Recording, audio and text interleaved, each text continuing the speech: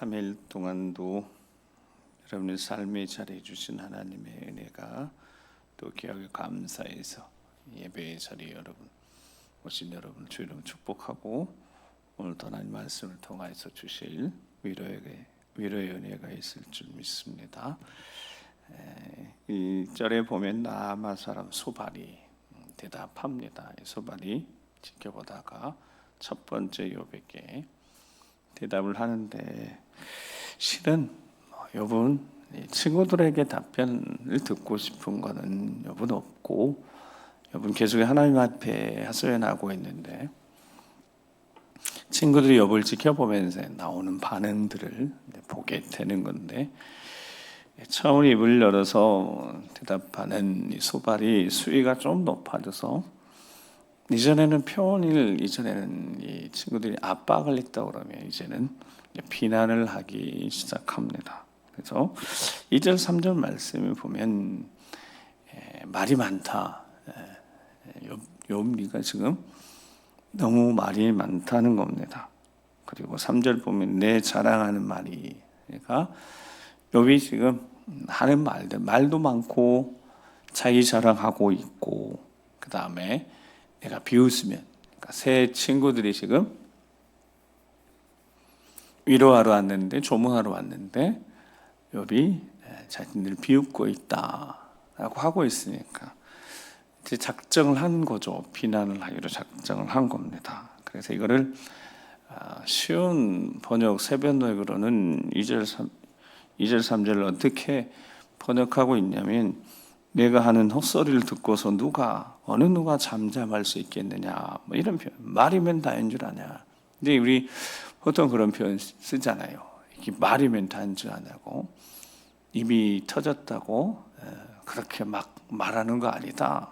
할 때 이제 그런 말을 할 정도면 이 사람이 서로 대화하는 이 사람의 관계가 이건 관계가 어긋난 거죠.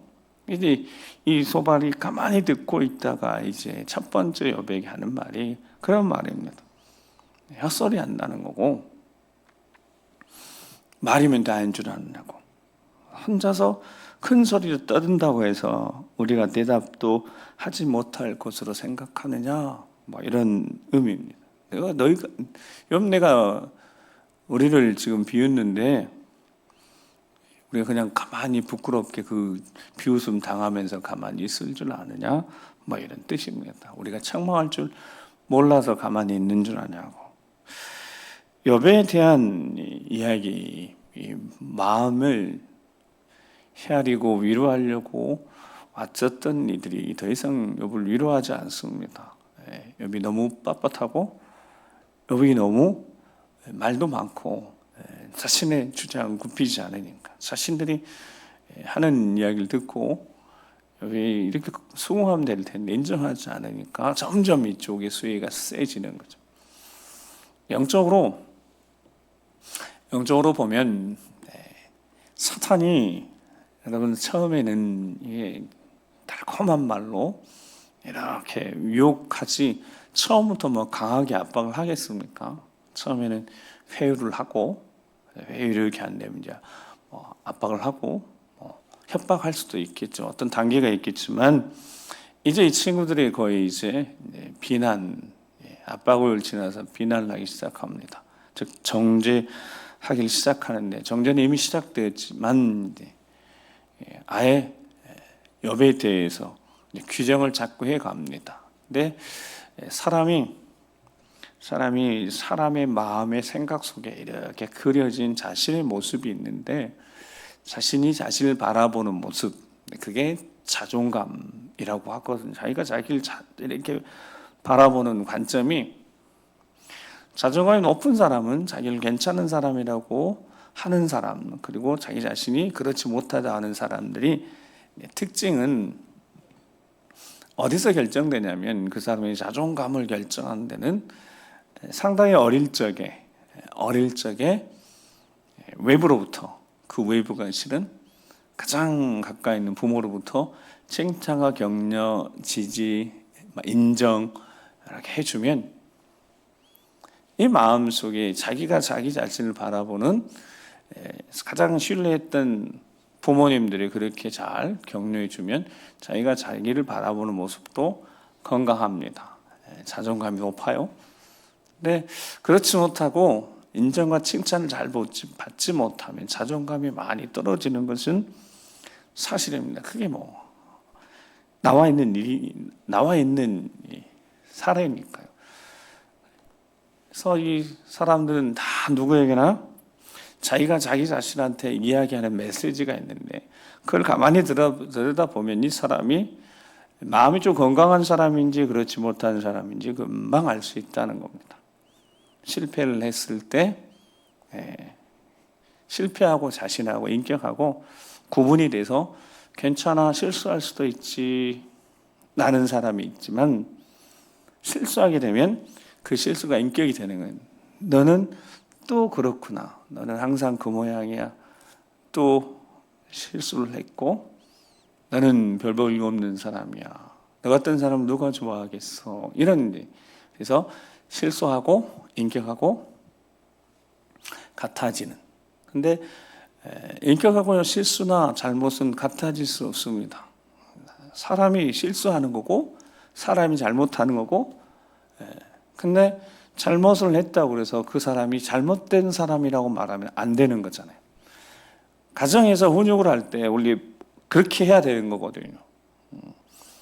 너라는 존재는 여전히 사랑스럽고 소중한 존재이고 너의 행동이 잘못될 수도 있고 실수를 할 수도 있고 실패할 수도 있고 근데 그것과 상관없이 넌 여전히 소중한 사람이야.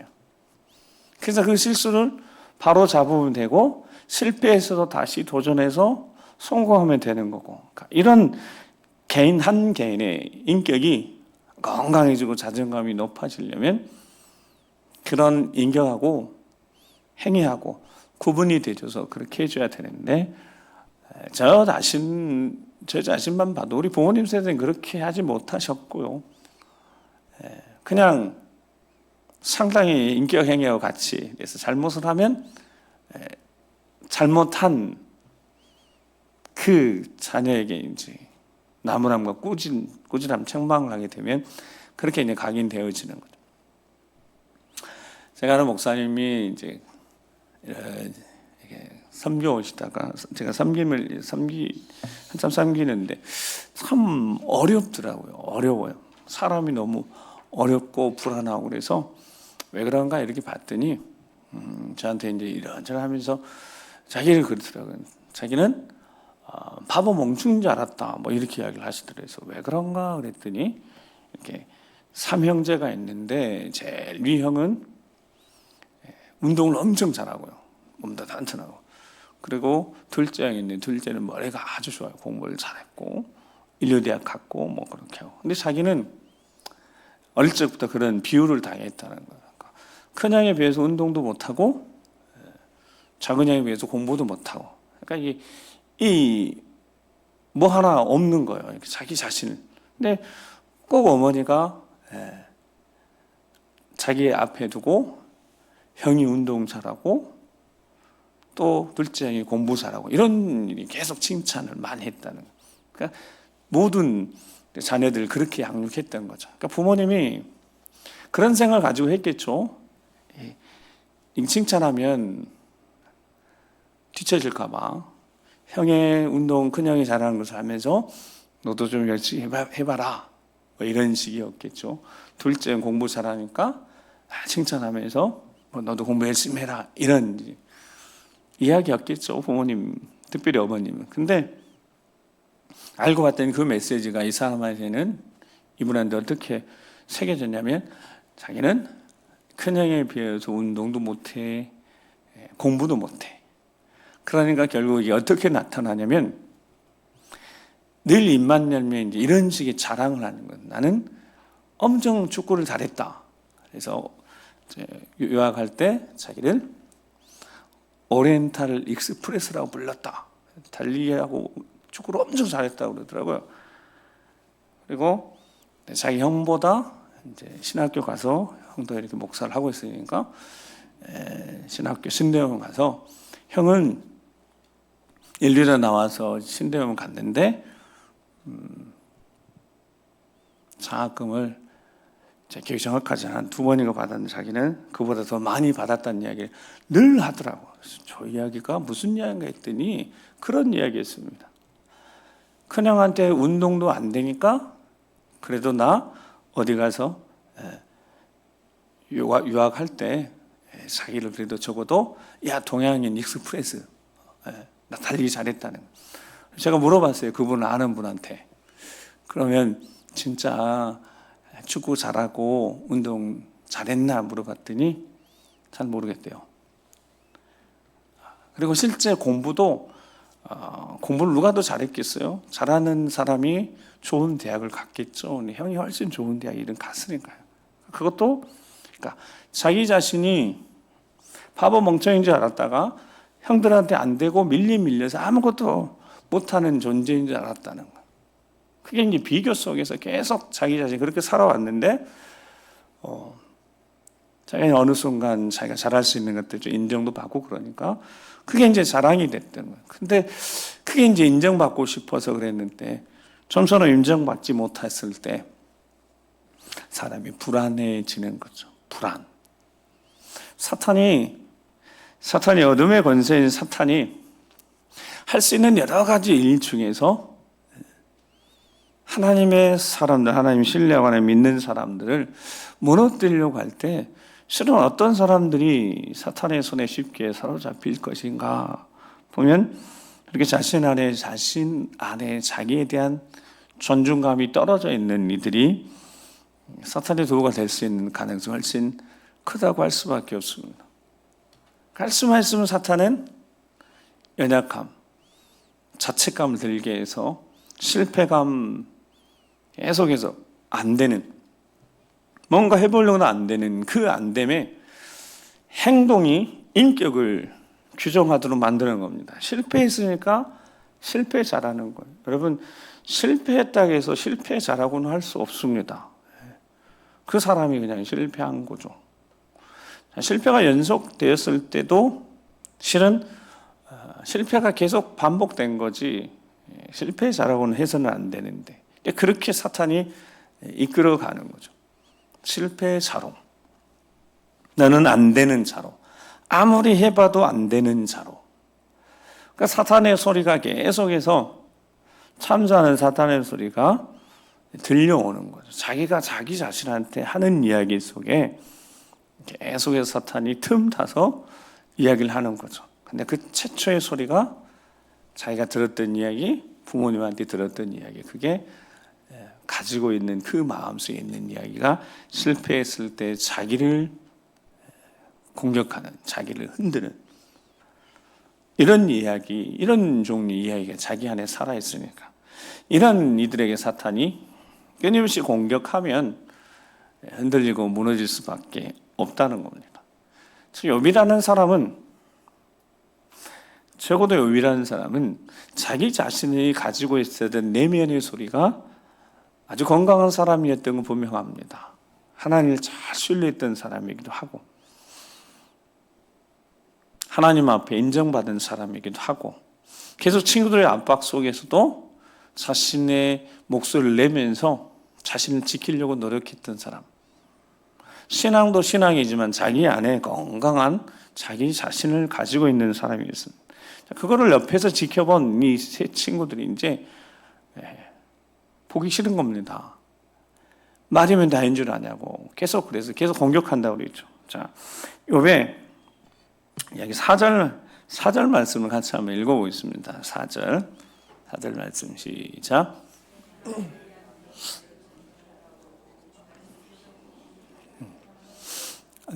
자, 그냥 이 소발이라는 사람이 이렇게 얘기하는 거죠. 욥에게 야, 그럼 네 말에 의하면 욥 너는 계속 이야기하는데 욥 내 돈은 정결하고 나는 주께서 보시기에 깨끗하단다. 이 목소리가 계속 이제 욥은 주장하는 거고 내 길은 지금까지 내가 걸어온 길은 틀리지 않았다. 잘못되지 않았다. 나는 내 길이 정결한 길이어서 나는 그 길을 걸어왔다는 거고 나는 주께서 보시기에 깨끗하다. 이렇게 욥이 지금 이야기를 한다는 겁니다. 근데 이 친구들은 그게 아닌 거니까 죄 때문이고 현실, 상황, 결과가 말해주고 있지 않느냐고 계속 압박했던 건데 이제 아예 비난까지 이제 하고 있으니까요. 이건 거의 이제 그 지남인 저주까지 되어지는데, 자, 그러면서 하는 말이 5절에 하나님 말씀을 내시며 너를 향하여 입을 여시고, 자, 오늘 본문이 중요한 표현 나오는데 6절 말씀 같이 한번 읽어보세요. 6절 시작. 이는 그의 지식이 광대하십니다. 하나님께서 너로 하여금 너희 죄를 잊게 하여 주셨음을 알라. 아멘 하기가 그렇지만, 자, 말씀을 한번 보면서 지혜의 오묘한, 그리고 7절에 하나님의 오묘함이라는 표현이 나옵니다. 오묘함, 지혜의 오묘함, 하나님의 오묘함. 저 오묘함이라는 단어가 무슨 뜻이냐면 숨겨진 비밀이라고 표현하면 좀 적절할 것 같아요. 숨겨진 비밀. 그러니까 진리가, 지혜가 약간 숨겨진 어떤 비밀처럼, 그리고 하나님이 숨겨둔 어떤 비밀이 있다는 거, 그거를 지금 알 수는 없다는 거예요. 근데 욥에 대한 이야기를 하면서 이제 하나님 말씀을 내시고 널 향하여 입을 여시 뭔가를 말씀하시고 하시는데 그거 다 알 수 있겠느냐. 지혜의 오묘함이나 하나님의 오묘함을, 어떤 숨겨진 비밀이 있다면 그거 능히 측량하며 전능자를 어디에 앉으냐 알겠느냐. 맞는 말인 거죠. 하나님의 숨겨진 비밀이 있다면, 하나님이 행하시는 어떤 일에 숨겨진 것이 있다면 그거 어떻게 알겠습니까? 인생이. 근데 욥이 이제 표현하기를 나는 내 길은 바른 길이고 주께서도 나를 보시기에 깨끗하다고 자꾸 하고 있으니까, 자, 이렇게 이야기를 하면서 6절을 보면 하나님께서 너로 하여금 너희 죄를 잊게 하여 주셨음을 알라. 자, 저거를 세 번역을 번역하면 이렇게 되어 있습니다. 너는 하나님이 내게 내리시는 벌이 내 죄보다 가볍다는 것을 알아야 한다. 자, 뭐가 어떻다는 것을 알아야 된다고요? 지금 네가 벌을 받고 있는 이 일들이 욥한테는 엄청 큰 일이죠. 지금 7명의 아들이 7, 딸 3을 잃었고 모든 걸 다 잃었습니다. 부, 명예 추락했고 몸까지 있네. 다 몇 달째 고통당하고 있으니까. 자, 하나님이 내게 버리신 벌이 뭐보다요? 내 죄보다 가볍다는 거예요. 그러면 무슨 뜻이죠? 죄를 지은 걸로 봐서는 이 벌이 가볍다는 거예요. 여러분, 이게 소발이라는 조문한 친구 입에서 욥에게 하는 말입니다. 하나님의 오묘하심이 있는데, 하나님 어떤 지혜의 오묘하신 숨겨진 비밀이 있는데, 그게 뭐냐면 욥, 너 깨달아 알아야 된다는 거예요. 네가 지금 벌 받는 거 엄청나게 큰 것 같지만 네가 지은 죄에 비하면 그거 가벼운 거다. 하나님이 우리에게 하시는 말씀일까? 욥에게 과연 하나님 말씀하신다면 이렇게 말씀하실까요? 하나님이 용서하시고자 하셨으면 우리 죄가 아무리 크더라도 그 죄보다 더 큰 사랑으로 덮으시는 분이 하나님이신데, 하나님이 이렇게 말씀하신다면 여러분, 어느 누가 하나님 앞에 과연 설 수 있고 은혜를 받을 수 있겠습니까? 야, 내가 지금 너한테 벌을 내리는데 이 벌 힘들지. 근데 네가 지은 죄에 비하면 이 벌은 아무것도 아니야 라고 한다면 용서의 하나님이 아니신 거잖아요. 하나님이 숨겨진 비밀이 있는데 그게 하나님이 숨겨진 비밀이다. 여기 욥이 이야기를 이렇게 들으면서 얼마나 이 마음이 힘들겠습니까? 진짜 그런데 하나님이 오묘하신 숨겨진 비밀은 그것이 아니지 않습니까? 그게 하나님의 오묘함이 아니잖아요.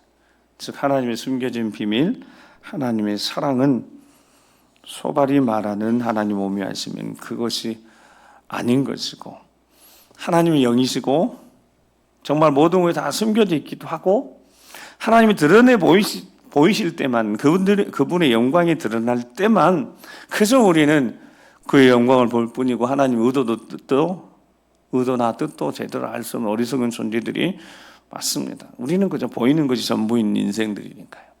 그래서 하나님은 말씀하셨습니다. 전도서 3장 11절에 15절 말씀에 욥기를 읽으면서 몇 번 이 말씀을 듣게 되어집니다. 하나님이 모든 것을 지으시되 때를 따라 아름답게 하셨다. 또 하나 사람들에게 하나님께서는 영원을 사모하는 마음을 주셨다. 그러나 하나님이 하시는 일이 시종을 사람은 어떻게 해요? 측량할 수 없게 하셨다. 어떻게 시작하는지, 어디서부터 시작되는지, 그리고 어디서 끝나는지, 우리 인생에 고난이라는 피할 수 없는 인생에 찾아오는 때를 고난이 실은 언제 시작하는지, 또는 언제 끝나는지, 또 어디서부터 시작하는지, 그 고난이 언제 끝날 것인지, 이런 종류의 하나님이 하시는 어떤 일에 인생들이 하나님 주신 지혜가 있으니까요. 우리 인생도 지혜가 있지 않습니까? 때를 그래서 분간해 버리기도 하고, 때를 맞춰 버리기도 하고, 때를 바꾸어 버리기도 하는 것이 인생입니다. 그러니까 어떤 때를 우리도 지혜를 가지고 분간해 보려고 하는 거죠. 지금 때가 어느 때인지, 또 때를 맞춰 보려고 하는 겁니다. 이때는 이것을 해야 될 것 같기도 하고 저것을 해야 될 것 같기도 하고, 때로는 지혜를 총동원해서 때를 바꾸어 보려고까지 하는데 그게 그렇게 되는 게 아니라고, 가장 그래도 위대한 솔로몬이, 가장 지혜로웠던 솔로몬이 전화해 주면서 14절 말씀을 계속, 전도서 3장 14절 말씀을 같이 시작. 하나님께서 행하시는 모든 것은 영원히 있을 것이라. 그 위에 더할 수도 없고 그것에도 덜 할 수도 없나니 하나님이 이같이 행하심은 사람들이 그의 앞에서 경외하게 하려 하심인 줄 내가 알았도다. 아멘. 이 또한 지나가리라. 다윗 왕이 신하를 불러서 이야기했다고 하지 않습니까? 가장 인생에 성공했을 그때도 자만하지 않고 교만하지 않고, 실패했을 때도 완전히 무너지지 않는 어떤 그런 문구나 그런 이야기가 될 만한 것을 찾아오라고. 신하가 고민되는 거죠. 솔로몬을 만나서 이야기했더니 솔로몬이 뭐라고요? 이 또한 지나갈 것이다. 오늘 영광이 있고 잘돼도 이 영광도 잘됨도 지나가고 어려움이 닥쳐올 수도 있고, 지금 고난이 있고 힘듦이 있어도 이것이 계속되거나 영원하지 않고 이것도 또 지나가서 회복될 때가 있으니까, 그래서 반지에 이렇게 새겼다고. 이 또한 지나가리니. 이 또한 지나가리니, 이 이야기를 다른 표현을 하면 이제 14절처럼 표현할 수 있을 것 같습니다. 하나님이 하시는 거 더할 수도 없고, 그러니까 영광이 좀 더 갔으면 좋겠는데, 잘됨이 계속 갔으면 좋겠는데, 어떤 형통함이 있어서 좀 계속 갔으면 좋겠는데 그것도 내 소관이 아닌 거고, 고통의 시간이 빨리 끝나면 좋겠는데 그것도 내 소관이 아니에요. 여러분, 욥은 정확히 기록되어 있잖아요. 몇 달째 지금 고통받고 있어요. 온몸이 지금 다 피부가 다 망가졌어. 그러니까 욥이 원하는 것은 하나님 뜻을 알고 싶긴 한데 하나님이 좀 놔주시길 원하시는, 그게 이제 마음의 소원인 겁니다. 근데 하나님이 말씀하시는 거, 그 인생에 지금 욥이 고난을 빨리 끝내고 싶긴 하지만 이게 하나님 손에 다 달려 있으니까. 근데 이같이 행하신 이유가 있답니다. 그러니까 잘되고 형통한 사람들의 마음속에는 계속 좀 잘되면 좋겠고, 계속 좀 풀려졌으면 좋겠고, 이런 마음이 있는데, 그것도 지나가고 또 어려움이 닥칠 때 무너지는 마음도 있고, 인생이 너무너무 밑바닥이 힘든 시간도 있는데 이게 계속 갈 것 같아서, 이제 내가 내 삶을 여기서 내가 스스로 끝내야 되는가, 이런 위기 가운데 있는 이들에게도 그것이 계속되지 않고 다시 회복하는 어떤 하나님 때가 있으니까. 근데 하나님 그렇게 행하신 이유가 있대요. 그 이유가 뭐라고? 사람들이 그의 앞에서, 하나님 앞에서 하나님을 경외하려 하심인 줄을, 그것이 하나님의 뜻이라는 것을 누가 알았다고요? 내가 알았도다. 그가 깨달은 것을 솔로몬이 전해주고 있습니다. 결국 모든 것이 때가 하나님 손에 있고 우리가 바라고 원하는 것이 있어도 결국 하나님이 정하시는 때가 있구나. 그래서 하나님을 경외하도록 하시는구나 라는 것이 솔로몬의 고백이었다고요. 그리고 수많은 하나님을 믿는 자들, 하나님을 믿는다는 것은, 하나님을 신뢰한다는 것은 하나님의 능력을 믿는 것이고 하나님의 때를 믿는 것이고 하나님의 능력, 그런데 더 중요한 것은 능력도 믿고 때도 믿지만 여러분, 하나님은 하시고자 하시는, 하나님의 의지, 하나님이 하시고자 하시는, 근데 하나님은 택하신 자들, 사랑하는 자들에게 하시고자 하시고 능력도 있으시니까요. 그렇게 하나님을 경외하게 만드는, 온전히 하나님만 의지하게 만드는, 고난의 시간을 통하여서 하나님밖에 없음을, 오직 하나님밖에 없음을, 그거 깨닫게 해서 하나님을 경외케 하게 하시는.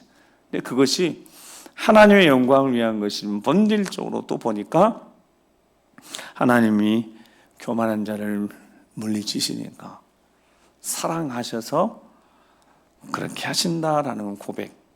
여러분, 15절에 보면 이제 있는 것이 옛적에 있었고 장래에 있을 것이 옛적에 있었나니 하나님은 이미 지나간 것을 다시 찾으시느니라. 이게 옛적에도 어떤 말씀 한번 드린 적, 어떤 시대에도 하나님이 찾으시는 사람이 있었고, 옛적에도 시간이 훨씬 전에도, 그리고 장래 어떤 날에도 옛적에 그게 있을 거라는 거.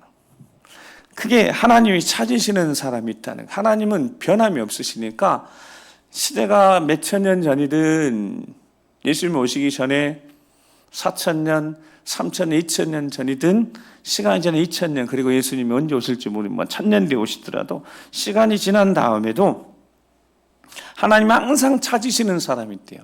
그러니까 찾으신 사람이 어떤 사람이냐고요? 14절에 주를 경외하는 자들 찾으신다는 겁니다.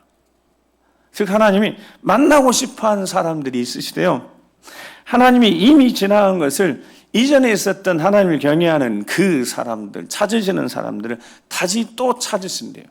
다시 또 만나기를 원하신대요.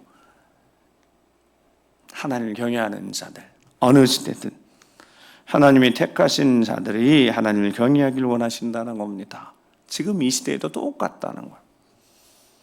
아브라함을 보시고 이삭을 보시고 다윗을 보시고 그들이 하나님을 경외할 때 주셨던 은혜들을 우리도 사모하면서, 하나님을 신뢰하는 자에게, 아브라함이 99세, 100세가 되고 사라가 89세, 100세가 89세, 90세가 되어졌을 때도 믿음이 약해지지 않고, 히브리서 11장에 보니까 6장 또 11장에 믿음으로 하나님 주신 말씀 붙들고 믿음이 약해지지 않아서 그 믿음의 실상을 본 것을 우리가 보면서 우리도 똑같이 하나님을 신뢰하고 하나님을 경외하고 하나님의 때 하나님 방법으로 이루실 것을 믿고 믿음으로 기다리는 자들에게, 정말 하나님 경외하는 자들에게 하나님이 보여주셨던 그 신실한 응답을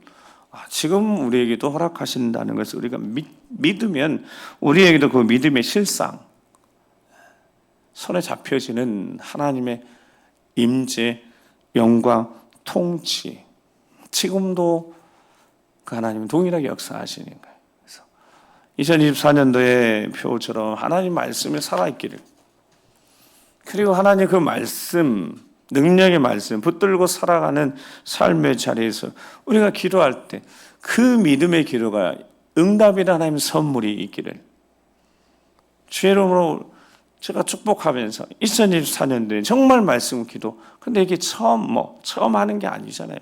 항상 하나님이 하셨던 말씀이고 계속 들었던 말씀이고 하나님의 영광이 나타나는 삶을 살도록, 하나님의 통치가 나타나는 삶을 살도록. 그러니까 우리가 하나님 앞에 자랑할 것은 아무것도 없고 하나님만 의지하면 되는데, 좀처럼 우리 안에 하나님을 향한 절대 신뢰가 부족한 것을 우리가 깨닫게 되어집니다. 믿음이 없음을. 그게 참 쉽지 않은 것 같아요. 목사라고 믿음이 있는 게 아니라 믿음이 없을 때가 있으니 불안할 때가 있으니까요. 그러니까 하나님 말씀을 듣는 자리에 있어야 되고 또 듣고, 말씀을 듣는 이유는 뭐라고요? 다시 또 생각나게 하는, 미련한 인생이라 들어도 또 잊으니까 또 듣고 또 생각하고, 그래 또 다시 믿음으로, 또 다시 말씀으로, 또 다시 기도의 자리로. 듣지 않으면 내 생각 내 방식대로 쭉 살아가니까.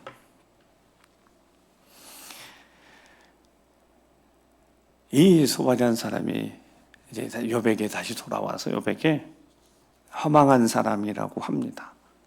허망한 사람이라고, 헛된 걸 쫓는 사람이라고.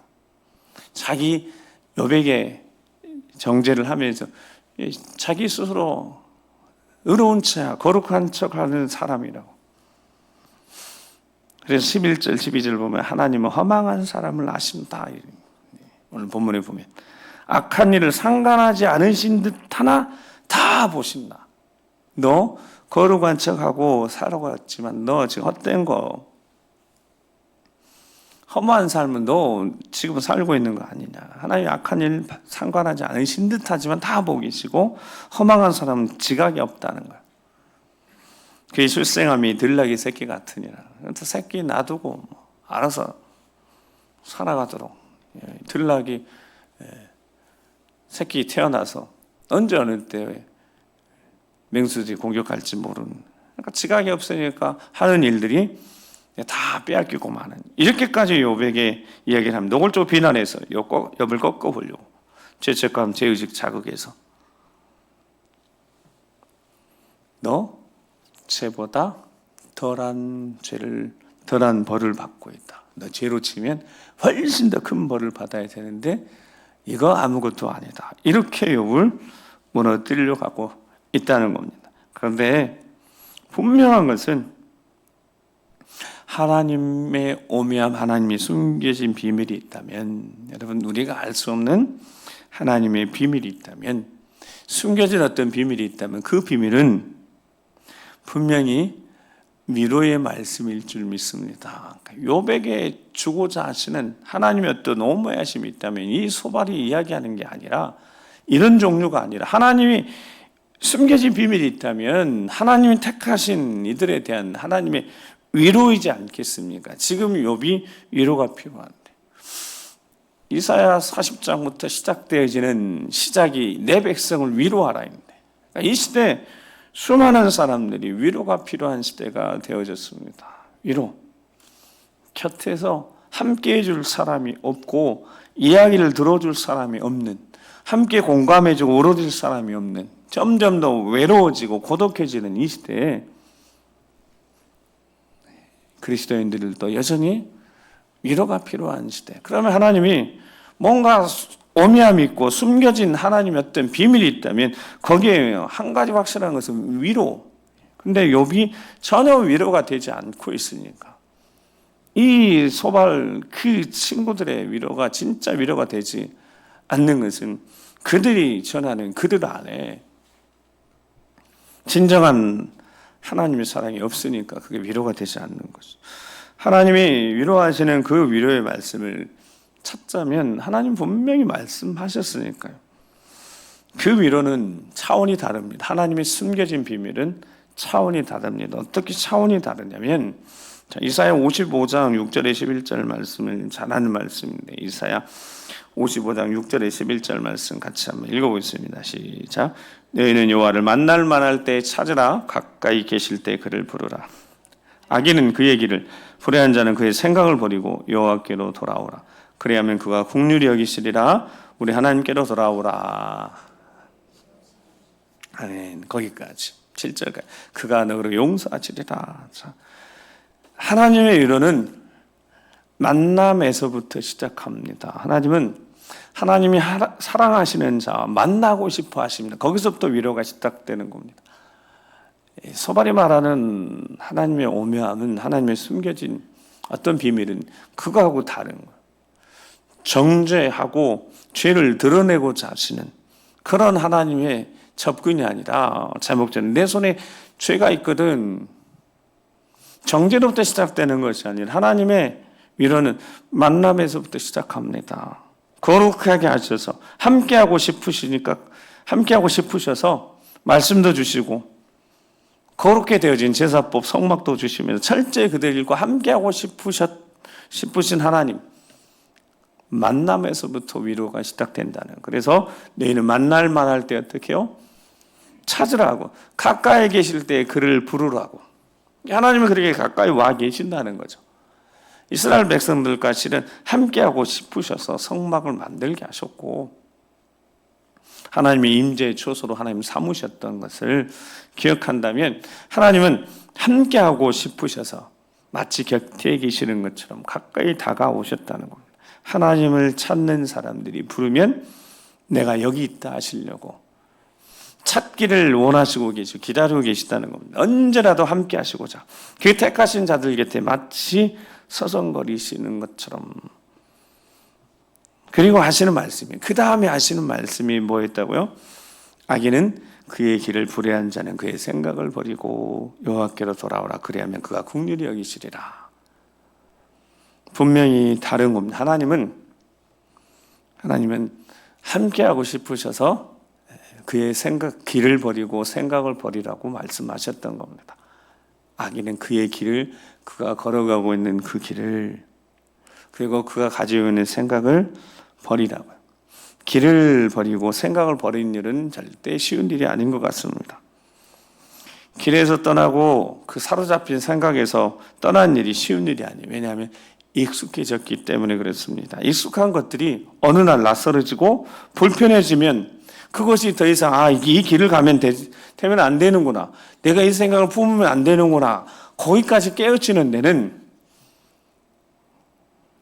쉽지 않다는 겁니다. 시간이 지난다고 해결되는 게 아니다는 겁니다. 그것이 하나님이 주신 생각, 성령의 생각, 즉 거룩한 영의 감동으로 되어지는 은혜이지 회개는 후회만 된다고 되는 게 아니니까요. 후회하고 안타까워 후회한다고 해서 되는 게 아니니까요. 후회는 잠시 머뭇거리다가 또 다시 반복합니다. 그런데 성령 하나님이 주시는 하나님이 여기 주시는 회개는 이게 돌이키게 된다는 거예요. 그래서 돌아오라. 이 돌아오라는 단어가 죽다라는 단어입니다. 죽지 않으면 돌아오기 어렵다라는 뜻입니다. 돌아와야지 하나님이 만나시겠다고 하시는 거고 만나시고자 원하시니까 돌아오라고. 돌아오면 어떻게 해요? 용서하실 것이다고. 죽어야지. 원리가 그렇다는 거예요. 죽어야지 하나님 위로의 은혜를 얻을 수 있다는 겁니다. 죽지 않고서는 돌아오지 않는 것이 인생이라는 겁니다. 그게 이스라엘 역사 속에 기록되어 있는 거고 우리의 이야기 속에서도 크게 있지 않겠습니까? 그래서 갈라디아서 2장 20절 말씀에 늘 외우고 또 듣고 오늘도 들어야 될 말씀을 같이 한번 읽어보겠습니다. 시작. 내가 그리스도와 함께 십자가에 못 박혔나니 그런데 이제는 내가 사는 것이 아니요 오직 내 안에 그리스도께서 사시는 것이라. 이제 내가 육체 가운데 사는 것은 나를 사랑하사 나를 위하여 자기 자신을 버리신 하나님의 아들을 믿는 믿음 안에서 사는 것이라. 아멘. 돌아오라는 것이 죽다라는 의미라고 했습니다. 죽지 않으면 하나님 앞에 절대 돌아오지 않는 겁니다. 가끔 간증하는 분들의 이야기를 들어보면서 참 그게 맞다라는 생각이 듭니다. 죽지 않으면 돌아오지 않습니다. 이게 인생인 거. 그래서 내가 그리스도와 함께 십자가에 못 박혔나니 그래서 내가 죽었던 거고 이제는 내가 사는 것이 아니고 오직 내 안에 그리스도께서 사시는 삶을 살아갈 때야 비로소 하나님 품에 돌아오는 것이고 회개를 통해 주시는 진정한 위로의 은혜가 있을 것이니까요. 그리고 그 뒤에 주시는 말씀이 진짜 위로가 되는 게 이사야 55장 8절에 이는 내 생각이 너희 생각과 다르며 내 길은 너희 길과 다릅니다. 무시하는 게 아니잖아요, 여러분. 야, 내 생각이 너희 생각과 달라. 내 길은 너희 길 달라. 너희는 아무것도 아니야. 라는 하나님의 무시가 아니라 여기에 진짜 위로가 담겨 있는 거잖아요. 이는 하늘이 땅보다 높은 같이 내 길은 너희 길보다 높으면 내 생각은 너희 생각보다 높다. 그러니까 나는 높은데 너희는 아무것도 아니니까 까불지 마. 이런 이야기가 아니지 않습니까? 진정한 하나님의 위로는 다르니까, 내 길이 다르니까. 그 길과 다른 길을 걷는 하나님이 사랑하는 백성들을 향하여 하나님이 계속해서 말씀하셨던 것은 돌아오라는 것인데, 내가 더 높은 차원의 길을 가지고 있으니까, 더 분명하고 확실한 놀라운 계획을 가지고 있으니까, 그게 숨겨진 은혜인데 시간 안에 숨겨져 있어서 이 시간 속에는 발견이 안 되는 거니까 지금 이 시간 속 발견되면 순종하겠죠. 근데 이게 시간 안에 발견되지 않는 거예요. 왜냐하면 내가 사는 시간 안에, 이게 내가 볼 수 있는 이 시간 안에 이게 감춰져 있으니까. 진정한 하나님 오묘하심은 보이는 것이 전부인 우리 인생에게는 그게 보이지 않는 거니까. 보이지 않는 손길이시니까. 그게 이제 위로가 되는 거죠. 막 지적하고 정죄하려고 하는 게 아니라 안타까운 마음이. 그래서 예레미야 29장 10절 13절 말씀, 여호와께서 이와 같이 말씀하시니라. 바벨론에 70년이 차면 내가 너희를 돌보고 나의 선한 말을 너에게 성취하여. 이사야 55장에도 똑같이 그렇게 내 말이 나가서 돌아오고 성취하고 형통을 되리라. 나의 선한 말을 너희에게 성취하여 너희를 이곳으로 돌아오게 하리라. 자, 11절 13절 읽고 이제 기도하겠습니다. 11절에 13절입니다. 11절부터 시작. 여호와의 말씀이니라. 너희를 향한 나의 생각을 평안이요 재앙이 아니니라. 너희에게 미래와 희망을 주는 것이니라. 너희가 내게 부르짖으며 내게 와서 기도하면 내가 너희들의 기도를 들을 것이요 너희가 온 마음으로 나를 구하면 나를 찾을 것이요 나를 만나리라. 아멘.